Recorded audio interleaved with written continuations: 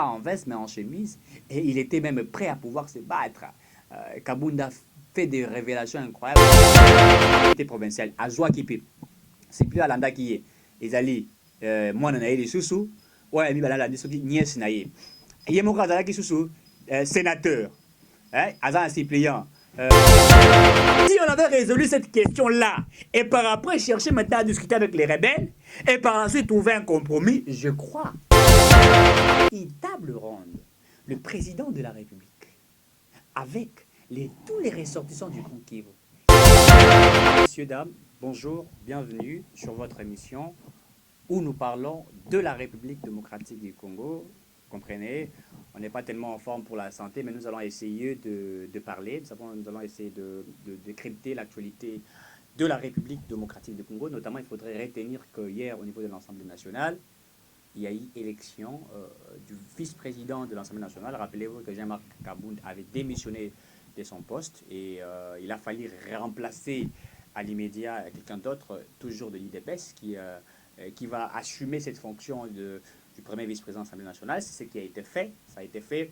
Mbosso, Mbata, le professeur André Mbata, qui est professeur en droit aussi constitutionnel, vient notamment de remplacer Jean-Marc Kabound. On va essayer de voir, décrypter pour savoir, est-ce que Mbosso aura-t-il ce charisme de Jean-Marc Kabound? Est-ce que Mbosso sera-t-il capable de freiner ce que nous avons vécu sous Jean-Marc Kabound, ce que Jean-Marc Kabound faisait, freiner et tout ça? Est-ce que, comprenez, est-ce que Mbata, allais-je dire, est-ce que Mbata pourra-t-il le faire? L'homme est un homme intelligent, on suit ses analyses pertinentes, et on sait que c'est un homme vrai, un homme qui s'y bat, un homme qui soutient la vision du président de la République.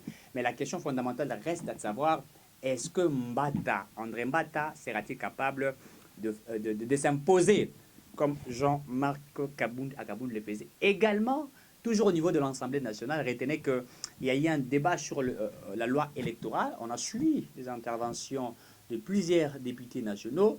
Mais avant tout, nous allons vous proposer un petit extrait d'un, comment il s'appelle, le député Mbaou, celui du MLC. Mbaou aussi, il est aussi enseignant en droit constitutionnel aussi également. Mais ces interventions nous a tellement tiqué puisqu'il a parlé des choses pertinentes par rapport à la loi électorale, par rapport aux questions d'essai, à expliquer en gros. Il a parlé de stratégies qui sont là et qu'est-ce qu'il faudrait faire pour éradiquer. Ce sont des choses très pertinentes. Nous allons suivre ça pratiquement une petite minute là pour que vous compreniez et nous rentrerons ici exactement pour essayer aussi de décrypter par rapport à cela. Suivez Mbao et nous nous retrouvons juste après. Honorable président de l'Assemblée nationale, honorable membre du bureau, honorable député et distingués collègues, je m'en vais en prélude féliciter la qualité du travail, féliciter les rédacteurs pour la qualité du travail abattu. C'est un texte, à mon avis, richissime, qui renferme des contributions innovantes, un texte qui est bien écrit, avec toute la pertinence possible. Honorables députés, chers collègues, au-delà de la beauté dans l'articulation de ces textes, je remarque évidemment que ces textes renferment des innovations inopportunes et des spécificités illusoires qui nécessitent d'être progressivement évacuées et pour des justifications que je vais devoir développer. Au nombre des innovations importantes, c'est un texte important. Honorable Président, je soutiens la suppression, comme les rédacteurs l'ont proposé, du seuil, par son remplacement par la condition de recevabilité de liste au prorata de 60%, soit 300 sièges sur les 500. Je vais en donner la justification. Pourquoi je soutiens? Parce que les architectes du seuil n'ont pas atteint l'objectif pour lequel ils ont aménagé le seuil. Tenez, collègues, L'objectif du seuil, c'était de réduire substantiellement le nombre de candidatures fantaisistes qui tournaient le jeu électoral en dérision. Mais fort malheureusement, à l'issue des élections, il y a eu une régression infime des candidatures. En 2011, la CENI a enregistré 18 864 candidatures. En 2018, la CENI a enregistré 15 355 candidatures, soit une infime réduction de 18,6%. À ce point-là, on va dire que le seuil a échoué. Le seuil a encore échoué à quel niveau? J'ai été avocat à la Cour constitutionnelle.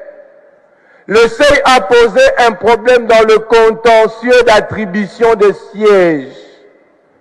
L'état actuel de la législation en droit positif congolais indique qu'il n'existe pas de juge du seuil. De sorte que la question du seuil est laissée.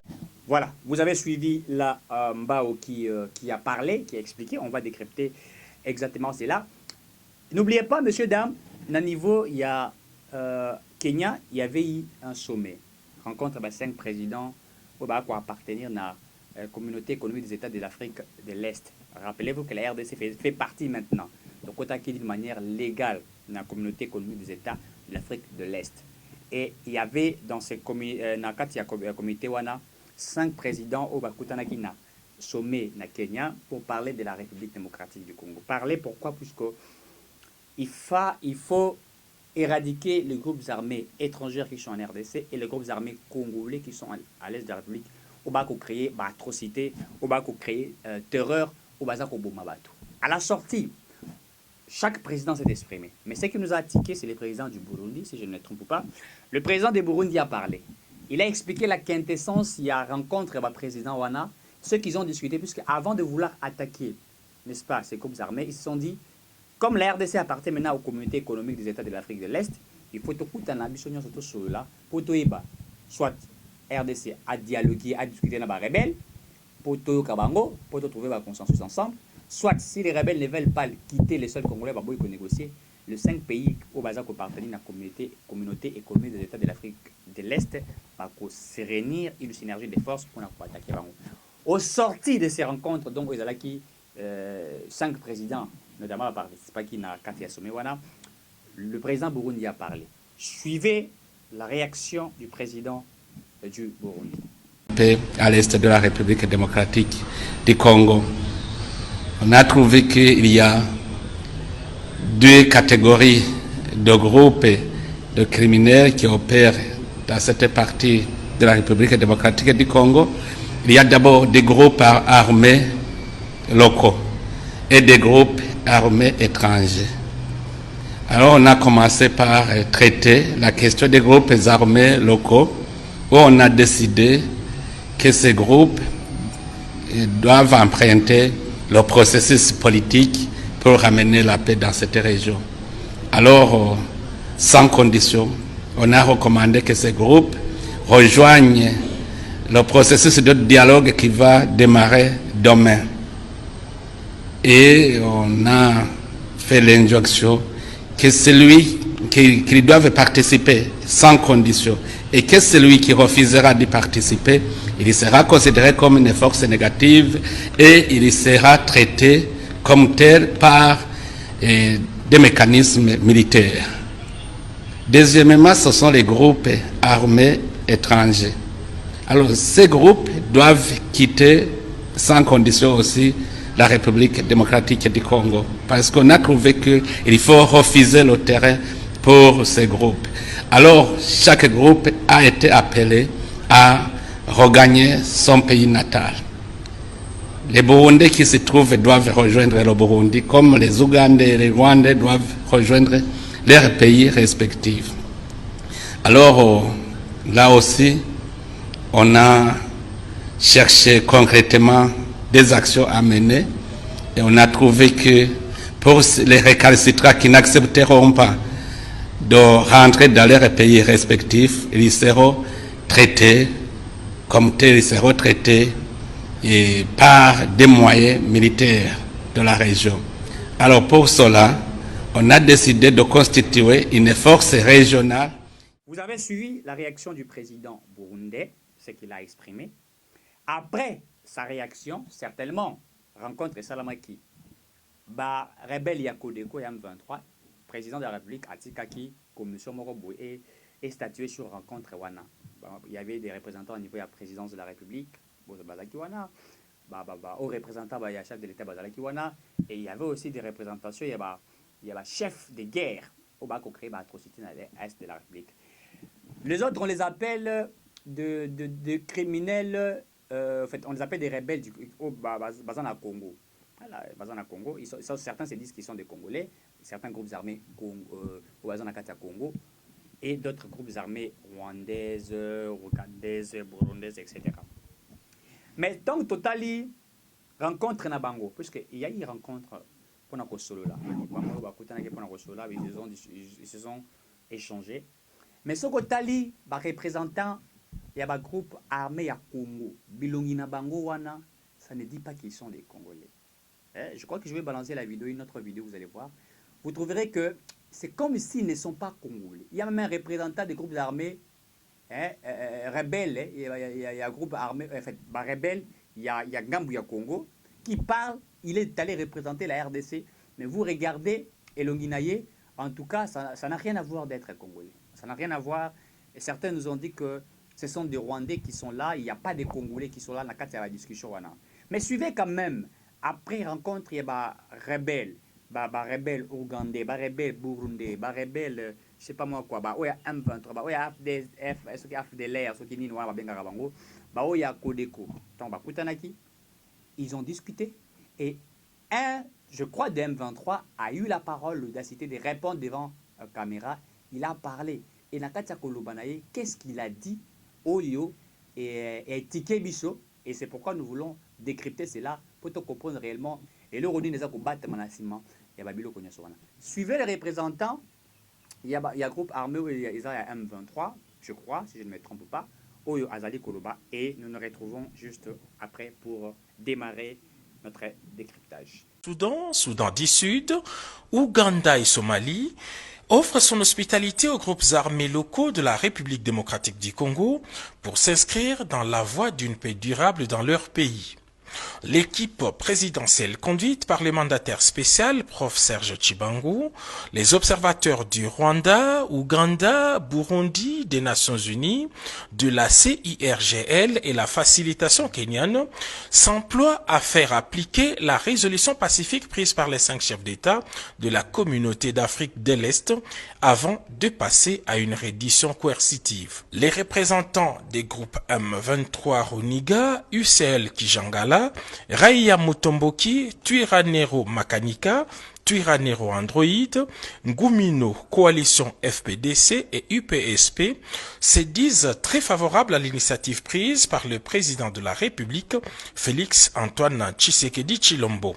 Ils l'ont exprimé librement, chacun dans la langue de son choix. Je n'avais pas de raison pour combattre le président Félix Tshisekedi, parce qu'au moment où nous faisions la lutte armée, lui faisait la lutte politique. Et maintenant qu'il a pris la tête du pays et qu'il veut la paix, le retour de la paix et reconstruire le pays, nous sommes prêts à le soutenir. Chaque chose a son temps. Je considère que c'est le temps de faire la paix.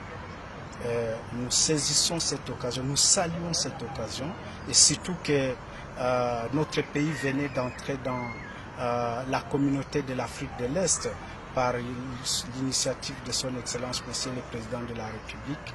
Il faut que la RDC puisse avoir la paix, il faut que tous les fils du pays rentrent au pays et que nous puissions reconstruire la paix du pays. Nous remercions le président de la République, chef de l'État, son Excellence Félix Antoine Tshisekedi Tshilombo, pour prendre l'initiative depuis qu'il a arrivé au pouvoir. Il a... Voilà, vous avez suivi ces allégations.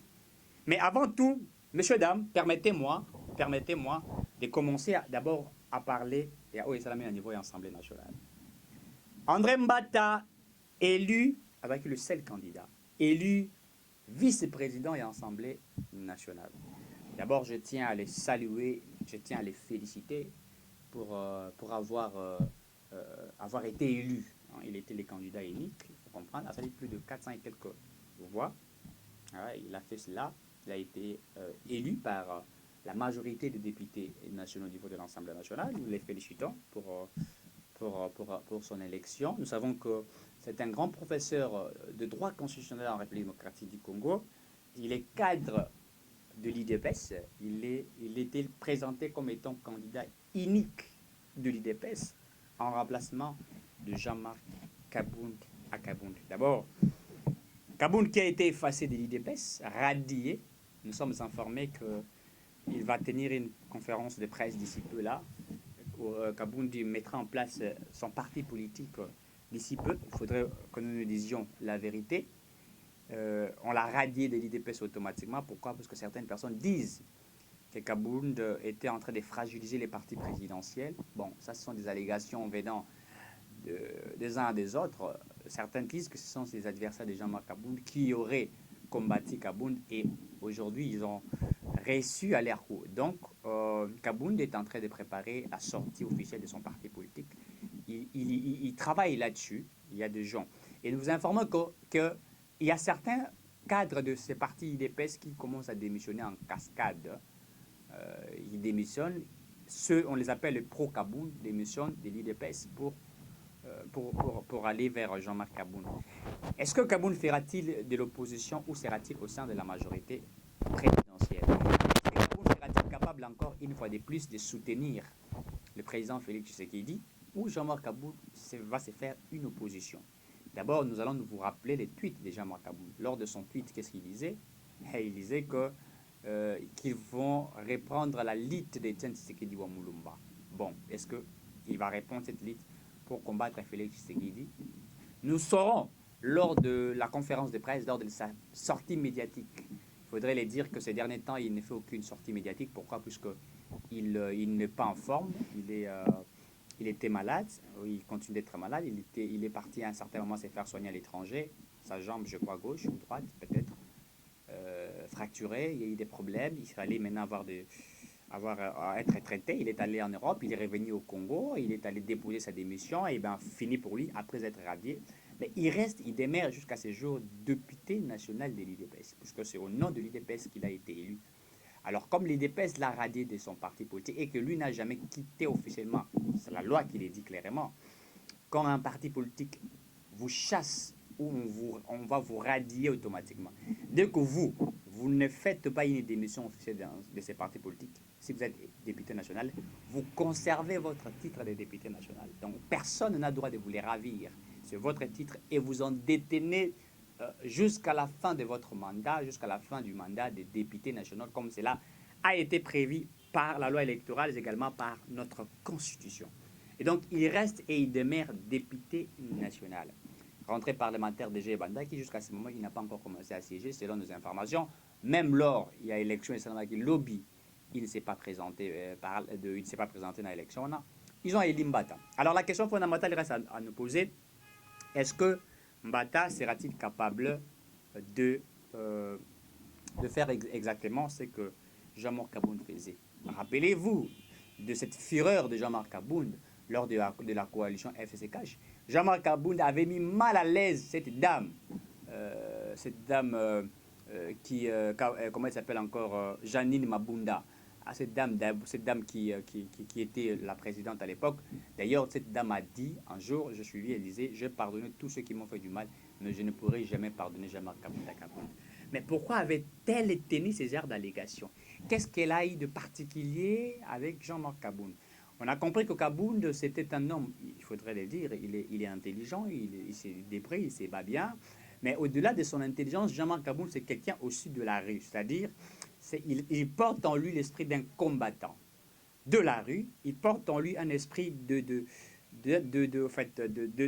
guerrier. Voilà ce que je cherchais. Et vous verrez, lorsqu'il y a eu des problèmes au sein de la coalition FCC Cash, et qu'au niveau de l'Assemblée nationale, il y a eu des tirs, des bagarres, Kabound est descendu sur le terrain, pas en veste, mais en chemise. Et il était même prêt à pouvoir se battre. Kabound a fait des révélations incroyables. Certains vont nager dans l'eau, certains, il a répondu des fois.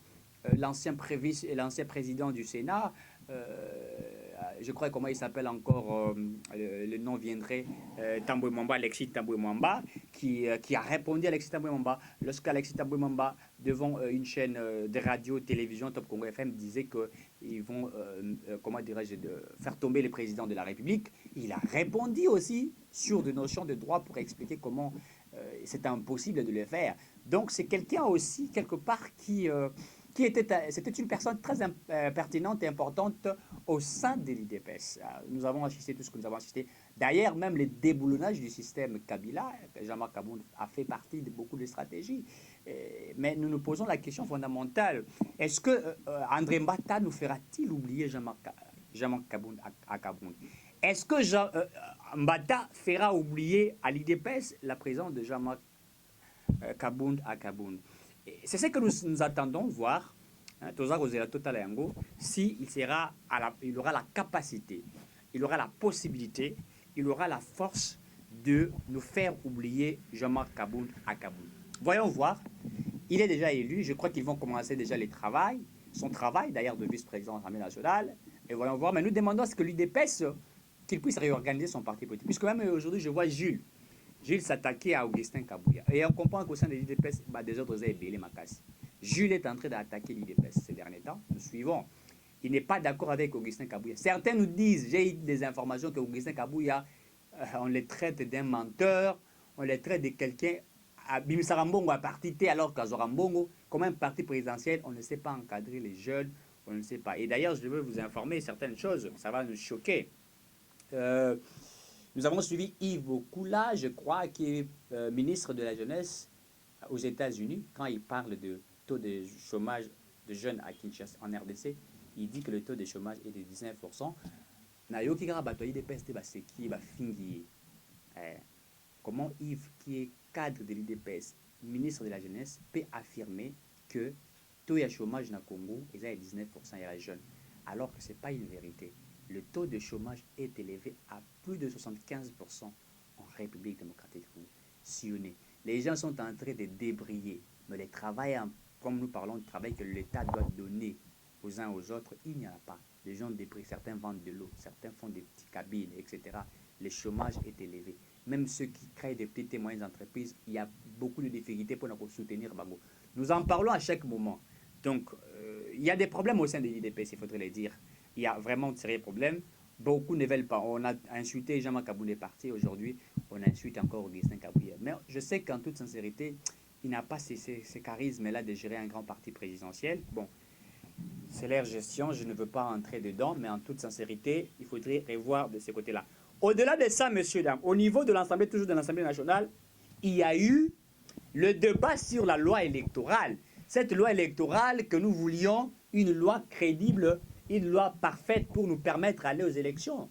Nous nous battons pour être des candidats députés au niveau de la député national, pour être des députés provinciaux, etc. Il faudrait que nous ayons une bonne loi électorale permettant à ce que l'élection soit la malamu. Alors, débat est à niveau de l'Assemblée nationale. Je vous avais déjà montré au départ la vidéo, vous avez suivi Mbao, qui parle de la question du seuil électoral et qui affirme que la question du seuil électoral, quand ça a été élaboré, l'objectif c'était de radier certains candidats inutiles. Enfin, oui, candidats inutiles, ou d'autres à ne pas être des candidats. Mais nous savons que cette loi électorale, la question du seuil, non simplement voulait élaguer certaines personnes, mais ça voulait aussi donner une forme de pouvoir à des gens forts, c'est-à-dire des plateformes électorales, il faut dire, électorales, pardon, une plateforme dont ceux qui avaient des moyens, n'est-ce pas, avaient la facilité de conquérir le pouvoir.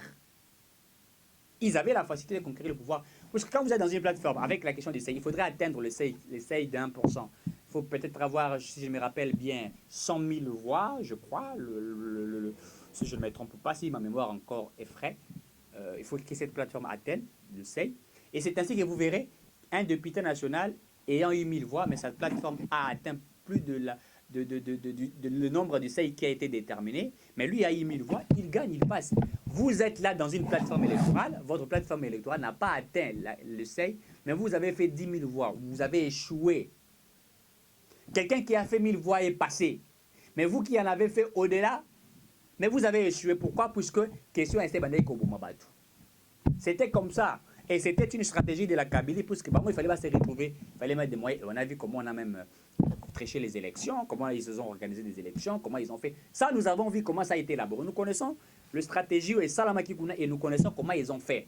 Alors, Mbao est en train d'expliquer, c'était un grand débat. Il faudrait dire que cette loi-là, on parle de loi d'Elis et Sanga, mais ce n'est pas simplement la loi d'Elis et Sanga, c'est vrai qu'il fait partie de ceux qui ont rédigé cette loi-là. Bazalaki, pratiquement, je crois que c'est G13, on parle de G13. L'autre qui est mort, le nom m'échappe, Lokondo, Thomas Lokondo, paix à son âme, voilà. Lokondo qui est décédé, qui est parti. Lokondo faisait partie aussi de ceux qui ont élaboré. C'est-à-dire que cette loi-là a été élaborée par des personnes outillées ayant une tête.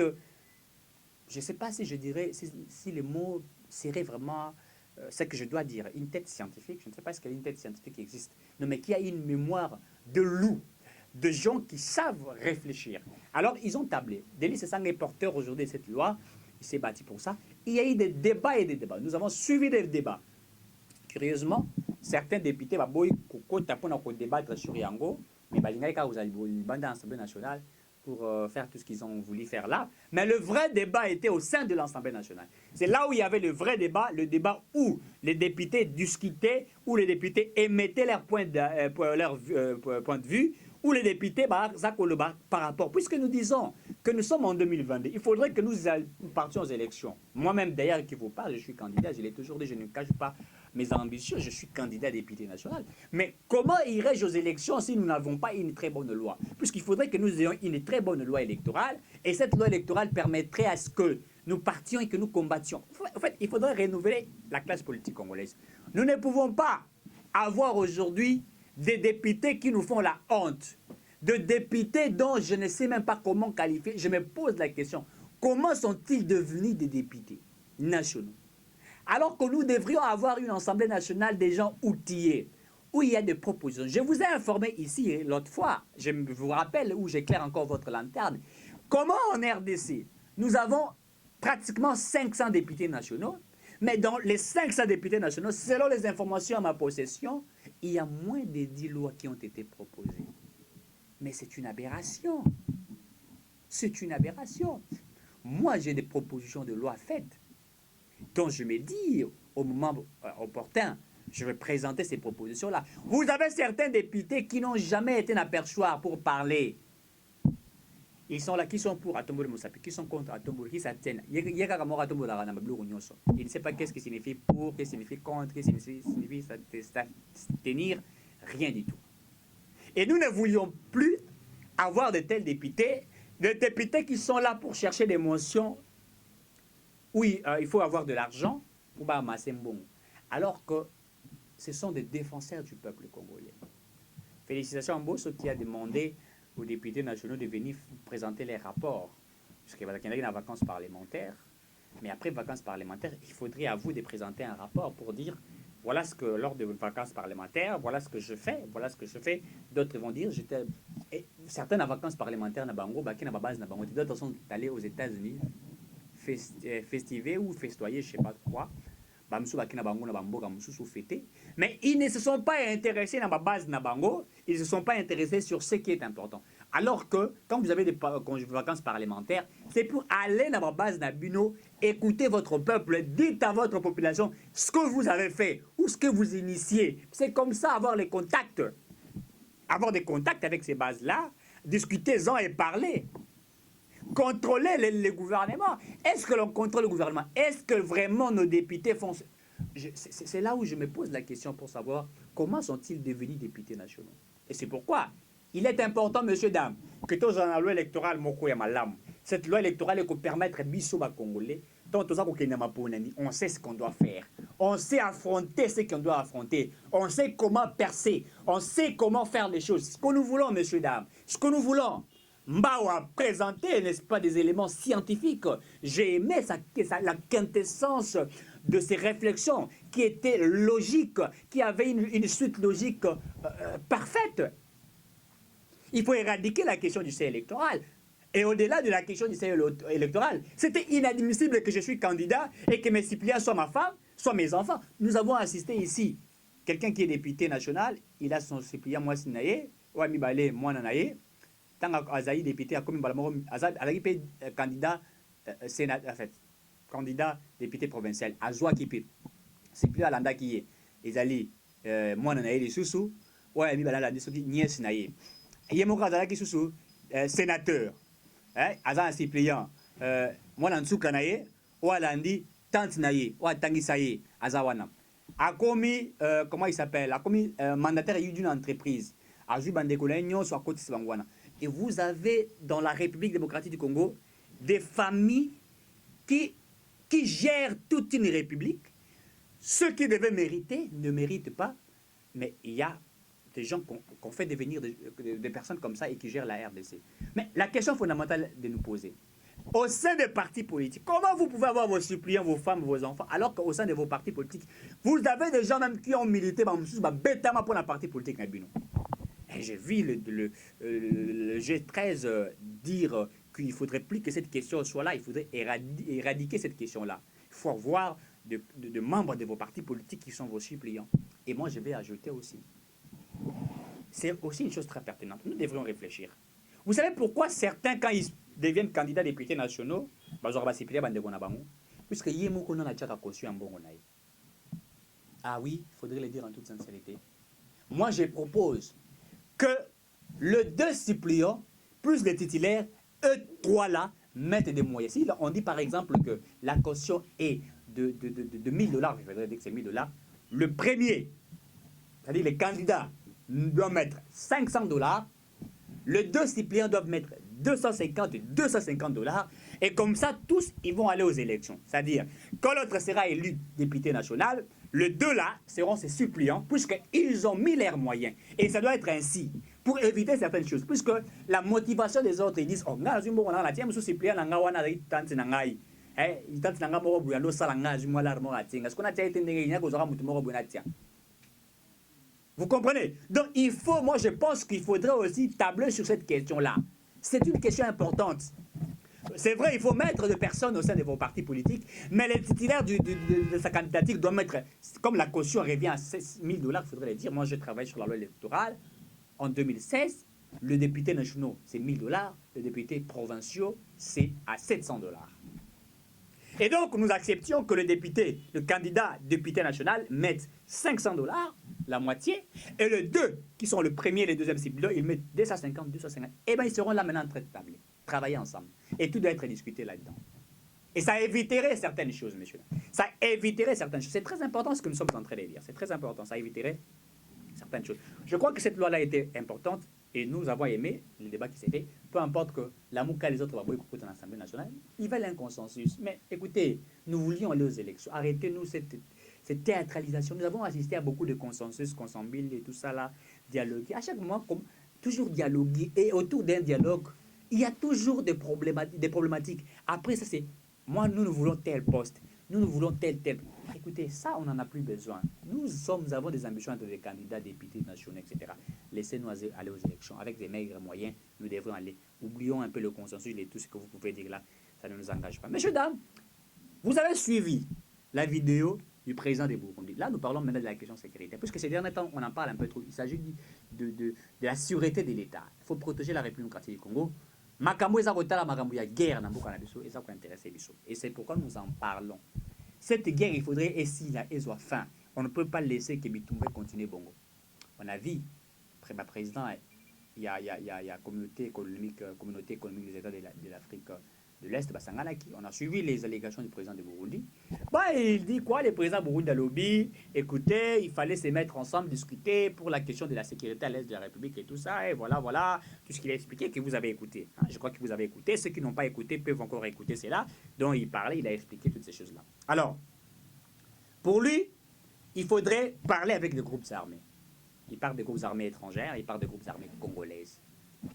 Et nous comprenons que la guerre Et au Congo, précisément à l'est de la partie du Congo, cette guerre influencée par des des infiltrés et aussi par des indécis. Il explique, il faudrait une rencontre, etc. Et voilà ce qu'il a dit. Et après, nous voyons ces rencontres avec des groupes armés étrangères, congolaises, etc. Et qui vont discuter. Certains félicitent les présidents et disent que non, lui mène une lutte politique, nous avons amené une guerre. Et maintenant, nous voulons faire un cessez-le-feu pour discuter, etc. Et tout. Mais moi, je ne suis pas d'accord avec ce qui s'est passé. Là, je vais dire pourquoi je ne suis pas d'accord, pour que nous parlions avec les groupes armés. La question sécuritaire à l'est de la République est une question du Grand Kivu. J'aurais souhaité, Monsieur le Président, si vous me suivez, s'il vous plaît, je vais m'adresser à vous, très cher Président de la République. Vous qui suivez cette vidéo, prenez la partie dont je suis en train de parler maintenant. Coupez, balancez ça dans toutes les plateformes. Balancez cette vidéo, elle est très pertinente. Le Président doit m'écouter. S'il vous plaît, je vous en supplie. Je voudrais que le Président m'écoute. Monsieur le Président de la République, Son Excellence, je viens avec humilité auprès de vous. La question de discuter avec les groupes armés devrait d'abord ne pas être à l'ordre du jour. La chose la plus importante, très cher Président, si vous me suivez, c'était d'abord de demander qu'il y ait une réconciliation de tous les sortissants du Grand Kivu, ou tous ceux qui sont au Grand Kivu, puisque la guerre à l'est de la République, à 80% est une guerre congolaise. C'est nos frères du Kivu qui sont des meneurs de cette guerre. Des généraux, des anciens gouverneurs, des nouveaux gouverneurs, des chefs de territoire, des bourgmestres, des chefs coutumiers, des citoyens, tous ceux qui sont à l'est de la République. Pourquoi nous parlons d'une guerre asymétrique? Vous savez, il y a une chose. Un voleur ne peut venir voler dans ta maison sans que ceux qui sont là, ne favorisent ou vendent, n'est-ce pas, vendent, comment dirais-je, vendent vos choses qui sont cachées. Je ne sais pas si je me suis bien fait comprendre. Ou le diable ne peut entrer dans une maison si et seulement si il trouve une porte ouverte. L'insécurité à l'est de la République est une insécurité née d'abord des Congolais, née de ceux qui ressortent du Grand Kivu. Puisque même quand on a décrété l'état de siège, certains députés du nord du Grand Kivu ils ont refusé que l'état de siège soit décrété. Et nous avons compris que la guerre à l'est de la République démocratique du Congo est une guerre du Grand Kivu, Monsieur le Président. Du Kivu. Les Kivusiens doivent parler entre eux.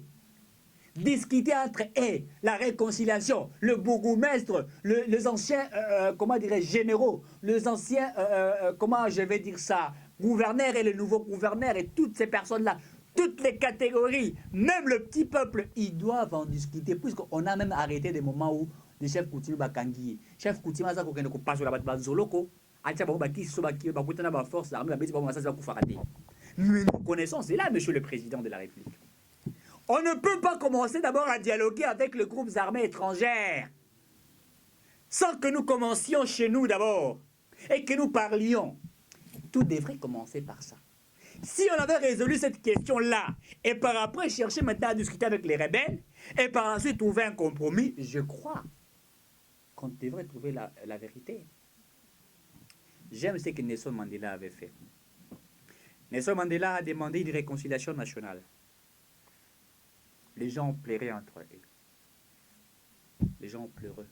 Rappelez-vous, en Afrique du Sud, le blanc et le noir, ils ont pleuré. Réconciliation nationale, les gens ont pleuré. Les Kivusiens devraient se regarder en face. Je me rappelle, président de la République, une fois, quand il y a eu un problème avec les Banyamulenge, vous avez demandé qu'il y ait une commission, pas des ressortissants de là, d'autres pour en traiter, pour trouver une solution. Pourquoi ne pas organiser une table ronde? Aujourd'hui, vous êtes au Grand Katanga. Nous vous informons, tout ça qu'on informe que les présidents de la République sont à Katanga. C'est pour qu'on parle d'une table ronde entre les Kasaïs et les Katangais. Ça, c'est une guerre tribale, une guerre créée de toutes pièces. Ça. Je crois que cette question, je vais l'évoquer à un certain moment. Peut-être que j'en parlerai prochainement. Cette question du tribalisme, où il faudrait parler d'une table ronde. Je crois que ça, ce sont des choses aléatoires. je ne trouve pas ça trop intéressant puisque j'ai des propositions par rapport à ça. J'ai des propositions par rapport au tribalisme au Congo. J'en ai des propositions et je l'en ferai ici. Je dis que nous faisons des propositions et nous ne sommes pas comme certains députés qui ne font absolument rien. La question de l'Est, il fallait une table ronde. Le président de la République, avec tous les ressortissants du Grand Kivu, une table ronde, des discussions, des débats, et après trouver un terrain d'entente. Et par la suite, faire une réconciliation nationale du Grand Kivu. Et par la suite, chercher à dialoguer avec des groupes armés. Et après avoir, avec des groupes armés, trouver des ententes. Des groupes armés étrangères leur demandaient de quitter le sol congolais à l'immédiat, sans discussion. Des groupes armés congolaises, des indécis, cherchaient à les récupérer, à les outiller, cherchaient à leur, comment dirais-je, changer la manière de faire les choses, afin qu'ils quittent la rébellion et qu'ils adhèrent à la société. C'était possible de le faire. C'était possible de le faire. Mais quand on veut organiser un dialogue avec les autres, oui, ce n'est pas bon. Mais moi, je crois qu'il fallait d'abord anticiper. Ce n'est pas encore tard, monsieur le président de la République. Je sais que vous êtes celui qui écoute le peuple congolais. Et vous écoutez beaucoup, monsieur le président de la République. J'aimerais à ce que vous m'écoutiez aujourd'hui. Et que s'il y a la possibilité, nous demanderons ainsi que les ressortissants des Grands Kivu se retrouvent entre eux et qu'ils en discutent. La question sécuritaire demande à est-ce que... comment on dit ça en Swahili, discuter, parler. Il faut, on dit quoi, Tousoumouliza, quelque chose comme ça, ou je sais pas moi. Il faut discuter, il faut parler, c'est la chose la plus importante, pertinente. Parlez entre vous, discutez entre vous, parlez en Swahili entre vous, nos frères. Puisque j'aime ce que Nelson Mandela dit. Il dit ceci, il dit, quand je parle à quelqu'un dans une langue étrangère qu'il maîtrise, il écoute avec son intelligence. Il dit, mais quand je parle avec une personne dans une langue maternelle, c'est avec son cœur qu'il écoute. Vous savez pourquoi les gens disent que Mutoto Yetu? D'autres disent Machiamumenu. C'est quand on dit à quelqu'un Machiamumenu, en principe, ça veut dire que je l'écoute avec mon cœur. En toute sincérité. Quand vous parlez en Swahili avec un frère de l'Est ou du Katanga, en Swahili, vous parlez, vos conversations vont vers le cœur. C'est le cœur qui parle. Puisqu'il sait de quoi tu veux dire. Même certaines choses que tu veux insinuer, il comprend automatiquement. En Chiluba, je parle de Chiluba avec mon frère Kassayan. Je le dis en Chiluba et il sait. Ou quand on veut faire du mal à un frère Kassayan, je suis avec lui, devant ceux qui ne parlent pas notre langue, et je lui dis ça en Chiluba, faites attention, il écoute, je sauve sa vie. Et ça va au fond de son cœur. Nelson Mandela l'a dit, ce n'est pas une citation venant de nous au Congo. Il dit, quand je parle avec quelqu'un d'autre dans une langue étrangère, il écoute, par son intelligence, capte et c'est bon. Mais avec sa langue maternelle, c'est son cœur qui écoute. Si aujourd'hui les ressortissants du Grand Kivu peuvent discuter en Swahili, c'est regarder entre eux et disent que mon frère, notre province part. Et nous nous entretuons entre nous. Trouvons une solution. Et je crois que tout va aller de l'avant. Sans cela, nous serons en train de patauger. Trouvons plus de solutions pour la RDC. Que Dieu bénisse la République démocratique du Congo. Congo Ifé Bunga. Et à très bientôt.